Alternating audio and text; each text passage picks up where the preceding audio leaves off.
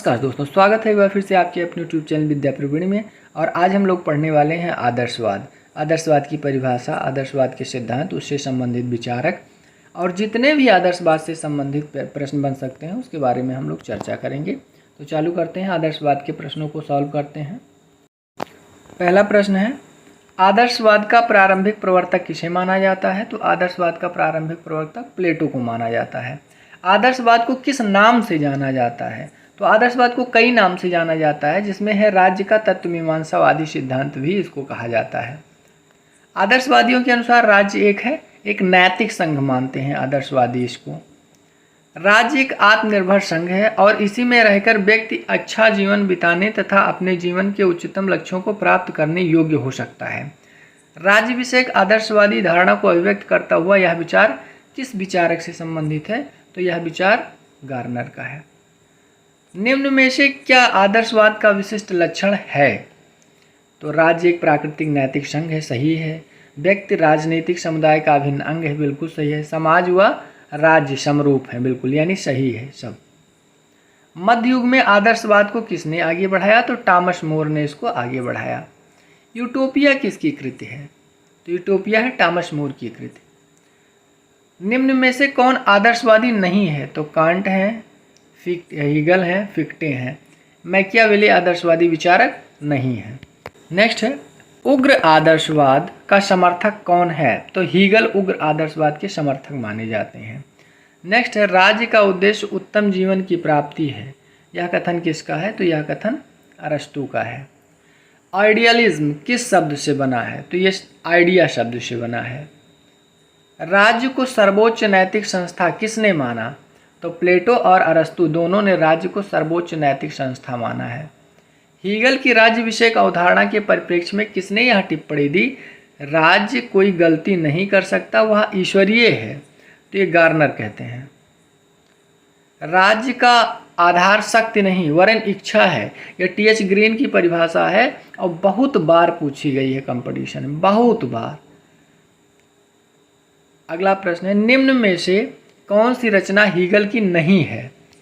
तो the phenomenology, the philosophy of right, the philosophy of history. उपर्युक्त में सभी रचनाएं हीगल की हैं। निम्न में से कौन सी रचना ग्रीन की नहीं है? देखो, मैंने बताया कि जो आदर्शवादी विचारक हैं ग्रीन हैं, हीगल हैं, फिक्टे हैं, कांट है, बोशांके हैं, ये सब आदर्शवादी विचारक हैं। तो ग्रीन की नहीं है पूछ रहा है। तो राजनीतिक अर्थशास्त्र का सिद्धांत, ये ग्रीन की नहीं है, बाकी सारी ग्रीन की हैं।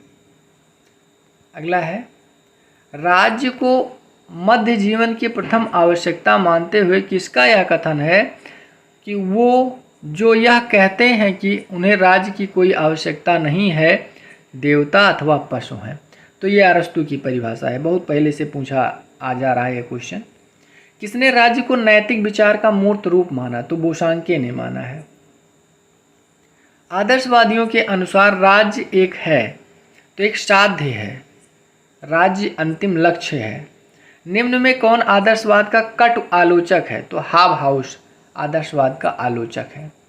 किसके अनुसार राज्य को पूर्ण व दोष रहित मानना भ्रामक है? बारकर ने कहा कि ये पूर्ण नहीं है।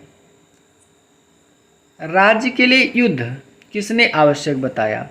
तो ट्रीटस्की ने इसको राज्य के लिए युद्ध आवश्यक बताया है। राज्य के आदर्शवादी विचारधारा से संबंध हैं प्लेटो के दार्शनिक शासक की अवधारणा, रूसो की सामान्य इच्छा, हीगल की दैवीय अवधारणा, यानी उपयुक्त सभी। प्लेटो से संबंधित अगर आपको प्रश्न पाना है और सॉल्व करना है तो हमारे प्लेलिस्ट में प्लेटो से संबंधित एक वीडियो पड़ा है, उस पर जाके आप प्लेटो के बारे में पढ़ सकते हैं। जर्मन आदर्शवाद की चरम परिणति यदि हीगल था, तो बताइए कि जर्मन आदर्शवाद का सूत्रपात कहाँ से हुआ? तो जर्मन आदर्शवाद का सूत्रपात इमैनुअल कांट से हुआ है। तो कांट, फिक्टे और बोशांके ये सब एक आदर्शवादी विचारक हैं। आदर्शवादियों के अनुसार राज्य एक है, नैतिक संस्था है, साध्य है, अनिवार्य संस्था, यानी उपरोक्त सभी कथन सही हैं। प्रजातांत्रिक एवं उदारवादी आदर्शवाद का वर्तमान युगीन जनक कौन है? तो वर्तमान युगीन जनक ग्रीन है और ये ब्रिटेन से संबंधित हैं। आदर्शवादी परंपरा का सूत्रवाक्य, मनुष्य एक सामाजिक प्राणी है, किसके विचार का हिस्सा है? तो अरस्तू ने कहा मनुष्य एक सामाजिक प्राणी है और मनुष्य एक राजनीतिक प्राणी है। 18वीं 19वीं शताब्दी में किस देश की आदर्शवादी का गढ़ कहकर संबोधित किया गया? तो जर्मनी को आदर्शवाद का गढ़ कहकर संबोधित किया गया। हीगल के अनुसार राज्य क्या है? तो ईश्वर का अवतरण है, साध्य है और सर्वोच्च संस्था है, उपयुक्त सभी। हीगल कहता है राज्य पृथ्वी पर ईश्वर की प्रतिछाया है, यानी ईश्वर का प्रतिनिधित्व करने वाला है। शुद्ध बुद्धि की मीमांसा कृति है, तो ये कांट की कृति है। कांट के शासन में किन किन रूपों का समर्थन किया? तो राजतंत्र, लोकतंत्र और कुलीन तंत्र, उपयुक्त तीनों का समर्थन किया। फिनोमेनोलॉजी ऑफ माइंड किसकी कृति है? तो ये हीगल की है। फिनोमेनोलॉजी हीगल द्वारा अन्वेषित व प्रयुक्त अध्ययन पद्धति है, तो ये द्वंद्वात्मक पद्धति का प्रयोग हीगल ने किया है, इसी को बाद में मार्क्स ने ग्रहण किया है। किस पुस्तक को आदर्शवाद का आदि ग्रंथ कहा जाता है? तो रिपब्लिक को आदि ग्रंथ कहा जाता है। रिपब्लिक प्लेटो की कृति है। हीगल राज्योत्पत्ति के किस सिद्धांत का समर्थन करते हैं? तो राज्योत्पत्ति के विकासवादी सिद्धांत का समर्थन करते हैं। सर्वाधिकारवादी विचारधारा नाजीवाद और फांसीवाद किसकी परिणत है? तो ये आदर्शवाद की परिणत है। नाजीवाद और फांसीवाद भी एक राष्ट्र एक राजा में विश्वास करता है और राजा के आदेशों को मानने के लिए जनता को विवश होने के लिए प्रेरित करता है। उसी प्रकार आदर्शवाद कहता है कि राज्य पृथ्वी पर ईश्वर की प्रतिछाया है, ईश्वर की श्वास लेती हुई मूर्तियां हैं, ये राजा ईश्वर का प्रतिनिधि है, इसलिए आप राजा की बात मानने का मतलब है कि आप ईश्वर की बात मानते हैं। निम्न में से कौन सा राज्य विषय कथन अरस्तु का नहीं है? राज्य व्यक्ति का पूर्वगामी है, राज्य मनुष्य की सर्वोत्तम सर्वोपरि संस्था है, राज्य एक प्राकृतिक संस्था है। ये सारा है, केवल राज्य व्यक्ति का लघु रूप है, ये कथन अरस्तु का नहीं है।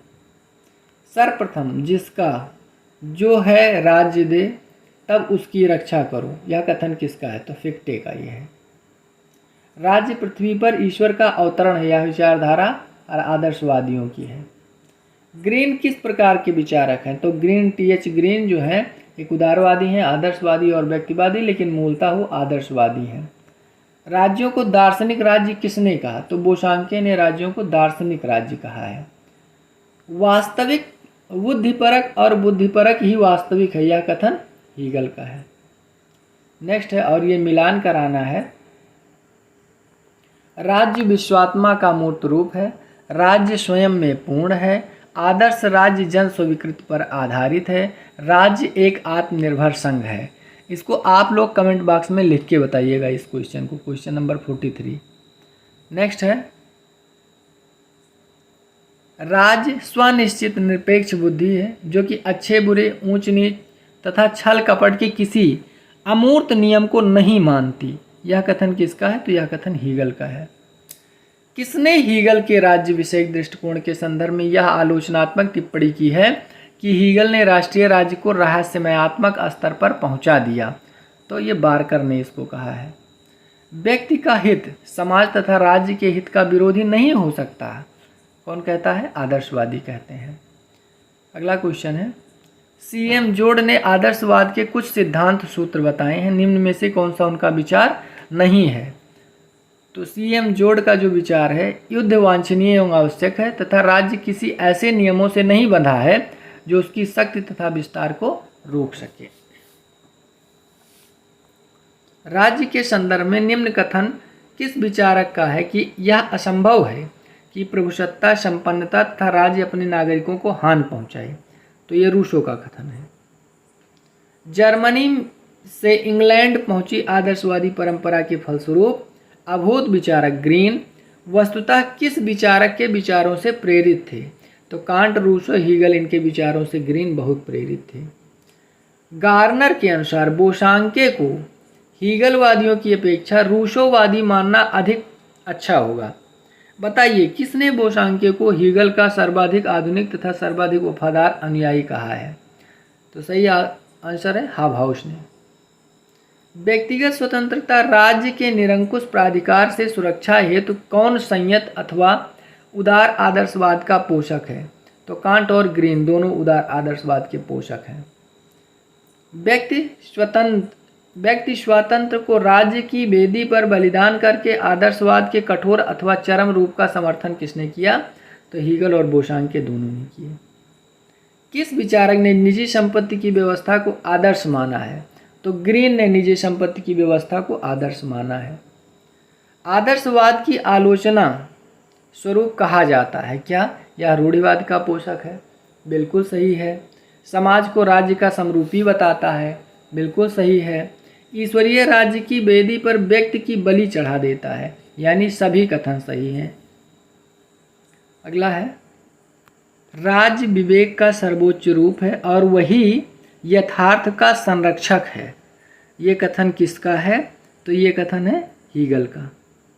नेक्स्ट है, राज्य स्वाभाविक और आवश्यक है। ये कथन किसका है? तो ये ग्रीन का कथन है। विद्रोह के समय राज्य अपने ही विरुद्ध विभाजित हो जाता है। ये सीएम जोड का है। और राज्य कानून व औचित्य का एकमात्र स्रोत है तथा अंतिम उपाय के रूप में सत्ता ही इसका सार है। तो यह गैटेल का है। इस प्रकार सी आपका आंसर होगा। हीगल के बारे में बारकर का कथन है, हीगल के राष्ट्रीय राज्य को रहस्यमयी क्षैतिज तक पहुंचा दिया है।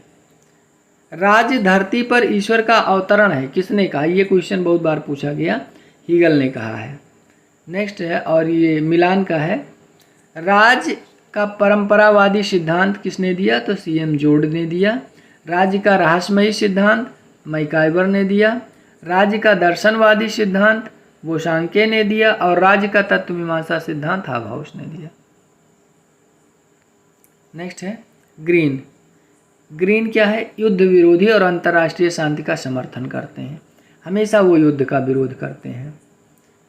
ब्रिटिश आदर्शवाद का प्रवर्तक किसे माना जाता है? तो ग्रीन को ब्रिटिश आदर्शवाद का प्रवर्तक माना जाता है। आधुनिक आदर्शवाद को विभाजित किया जा सकता है किसमें?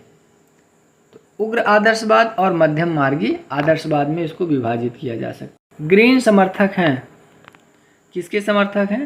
तो आदर्शवादी विचारधारा और उदारवादी विचारधारा के समर्थक हैं।